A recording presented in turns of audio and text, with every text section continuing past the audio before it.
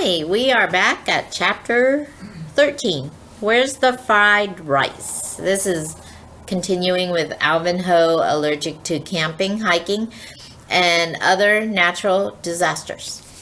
Okay, where's the fried rice? This is how to know you are in trouble. It smells like earthworms. Rain grenades explode on your car. Lightning splits the sky. Thunder rumbles like a gigantic stomach. Hubcaps roll by without cars. This is how to know you are in grave danger. Annabelle wakes up. Then we interrupt this program for an emergency weather report. There is only static on the radio, and the chicken by the side of the road being defeathered by the wind. "Hang on, kids," my dad screamed over the roar outside. He pulled over and turned off the engine. Crack! Everything turned baseball white. Rum! Rolled the thunder. "Looks like a very bad thunderstorm," said my dad. Here's the chicken being defeathered, and then the car being drenched in rain. Thunderstorm. Traveling in a thunderstorm is extremely dangerous. The safest place is in the car, but we weren't safe at all. Anybody could see that. If we didn't get electrocuted, we could get drowned. It was pouring like a faucet. I turned my Batman ring. Zzz. Lightning zapped the road in front of us. The thunder roared again. So I turned my Batman ring again. This time lightning flashed in the distance and the thunder rolled farther away. I turned my Batman ring one more time and held my breath. Soon the rain felt like drops from a lawn sprinkler. "Is it over?" I asked. "Maybe," said my dad, "or maybe this is just the eye of the storm where it's quiet before it starts again." Eye of the storm? What could be creepier than that? I turned my Batman ring like crazy. My dad started the car. My Batman ring had the secret power to make lightning and thunder go away. Wow. And now it is helping us get away from the creepy eye of the storm, whatever that was. So here's the eye of the storm. There you go. By the time we got to the camping place, everything was very calm. The sun was shining. Louise rolled right into the parking lot, and we walked right into our campsite. It smelled like a million pine trees. "Setting up camp is the first order of business," said my dad, "and then we'll go on our first hike." "How does that sound, kids?" Silence. Annabelle and I did not answer. We were doing S in the survival rules, which stands for sizing up the situation. It was not nighttime yet, but it was darker in the woods than in the parking lot, so I had slipped on my night vision goggles and my N95 mask just in case, and Annabelle had her weapon ready. We looked all around. "Alvin, you will be the keeper of the flame," my dad announced. "Make sure that we have enough wood to burn. Keep our matches in a dry place. Do you think you can do that?" I nodded. "Annabelle, you will be the keeper of the food," said my dad. "Make sure that our food is covered and put away at all times. Do you think you can handle that?" Annabelle nodded. "And I am the keeper of all of us," said my dad. "I will keep us safe at all times. Do you think I can handle that?" "No," said Annabelle. "Why not?" asked my dad. There they are, when they first got to the campsite. "Because I'm hungry," said Annabelle. She put down her weapon. When Annabelle is hungry, she comes to a dead stop like a wind-up toy that has run out of wind-up. "I'm starving too," I said. "In fact, I'm so hungry I could pass out right now immediately." "Not a problem," said my dad. "Your mom packed us some fried rice. It's here somewhere." "I can smell it," said Annabelle as my dad began taking things out of the bags he had carried in. "Me too," I said. "I can smell it too." It was not a good sign.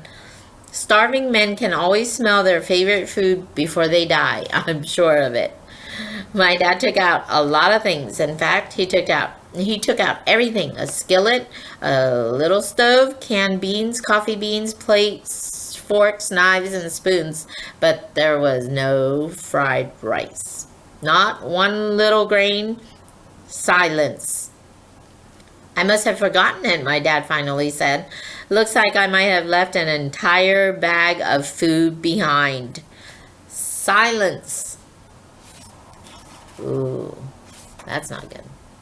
So here he is on the picnic table looking through, I guess, all the bags for the fried rice.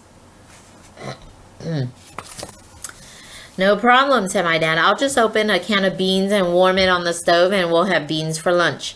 There's nothing like eating beans right out of the can. No siree. It's one of the highlights of camping. Wow, eating beans out of a can sounded terrific. There was only one problem. There was no can opener anywhere. I must have left that at home too, said my dad. Oops. Soon we'll have to eat maggots and drink our own pee, just as Uncle Dennis had said. I was sure of it, and that's when I saw it, the angel of death. It wasn't an angel exactly, but it was close enough. It was, yes, an alien from outer space. It was standing between some trees. It was so ugly. Then it began coming closer and closer. It was coming straight for me, and when it got right up to me, it stopped. It smelled like Italian sandwiches with the works. When I looked down, I saw that the alien's pockets were bulging with Italian sandwiches. I drooled just a little. Hello, said a man's voice. The alien had brought his kidnapped human dad with him. Hello, said my dad. We saw you folks arrive and thought we'd come over to welcome you, said the kidnapped human dad. Your kids camping for the first time? Yep, said my dad. My son's first time too, said the kidnapped human dad. Beautiful. Why don't you take off your gear and say hello, said the human to the alien. Howdy, said the alien. His antenna eyes swiveled to look at me. Then his big black bug eyes gave me the once-over. I said nothing. I don't talk to quadruple-eyed aliens. I'm Beaufoulet, said the alien. Beaufoulet the fourth. My dad is Beaufoulet the third. Beaufoulet, if ever there was an alien name, that sure was it. And if I ever wish I had my alien destroyer ultimate decimator, it was then. But I forgot to pack it. So here is Alvin. Or no, that's Beaufoulet. And here is how it is spelled. Whoop. It must be a French name. Beaufoulet slid off his bug eyes. They were not bug eyes, but a pair of night vision goggles, just like mine. He was not an alien at all. He was a boy just like me. And he was about my size, except that he was so skinny he looked like a cricket. I sure wasn't counting on meeting a real live alien, said Beaufoulet, until I saw your head poking through the woods. Then I stopped dead in my tracks and I said, that is an alien from outer space.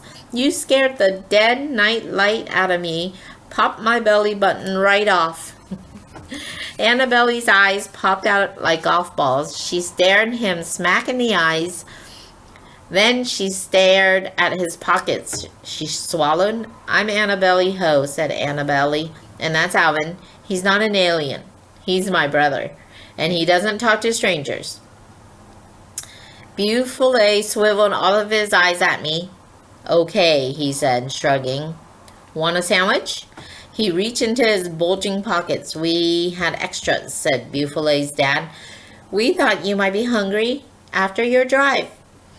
You have no idea, said my dad, taking the sandwiches. Thanks very much. We're in the high-tech foil tent, said Beaufoulet's dad, pointing at something in the distance that looked like it could be, gasp, a UFO. Come by any time. There they are, the two boys.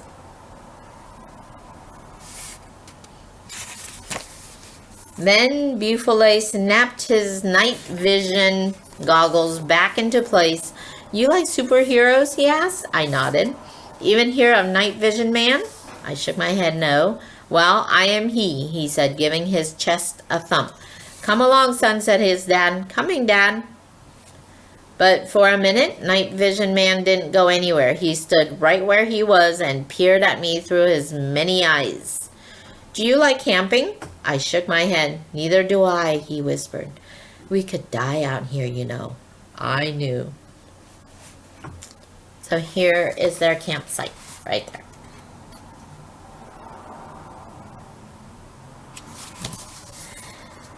Well, see ya, he said. Then he ran to catch up with his human dad, and I sat down with mine and we ate yummy Italian sandwiches together with Annabelle. And that was how we got saved from starving to death before the scary camping ever got started. That's the end of chapter 13, and I will stop here and we will continue in just one moment.